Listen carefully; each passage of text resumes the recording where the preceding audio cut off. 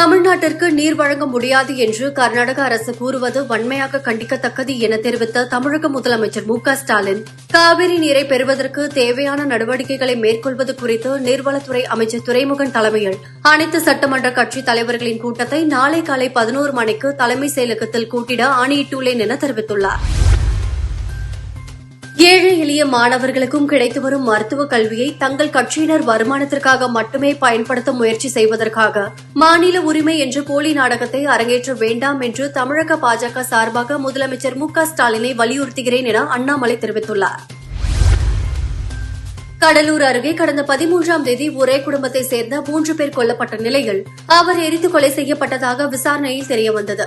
இந்த கொலை வழக்கில் 5 தனிப்படைகள் அமைத்து கடலூர் மாவட்ட காவல்துறை கண்காணிப்பாளர் ராஜராமன் உத்தரவிட்டுள்ளார். கொலைக்கான காரணம் குறித்து கடலூர் காவல்துறை விசாரித்து வருகின்றனர். இன்று காமராஜரின் பிறந்த நாளில் உலகமே போற்றி பின்பற்றுகின்ற காலை உணவு திட்டத்தை ஊரக பகுதியில் உள்ள அரசு உதவி பெறும் தொடக்க பள்ளிகளிலும் விரிவாக்கம் செய்துள்ளார் நமது முதலமைச்சர். இதனால் காலை உணவு திட்டம் மூலம் பயன்பெறும் மாணவர்களின் எண்ணிக்கை 19 லட்சத்தை கடந்துள்ளது என உதயநிதி ஸ்டாலின் தெரிவித்துள்ளார்.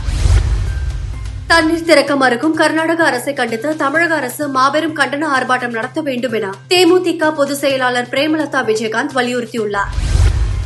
தமிழகத்தில் பொறியியல் கலந்தாய்வு 22ஆம் தேதி தொடங்க இருப்பதாக அமைச்சர் பொன்முடி தெரிவித்துள்ளார். இடைத்தேர்தலில் பாஜகவுக்கு சறுக்கல் ஏற்பட்ட நிலையில் மோடியின் தலைமையில் பாஜக டைட்டானிக் போல் மூழ்கும் என சுப்பிரமணிய சுவாமி தெரிவித்துள்ளார். வருமானத்திற்கு அதிகமாக சொத்து குவித்ததாக சிபிஐ வழக்கு பதிவு செய்திருந்தது.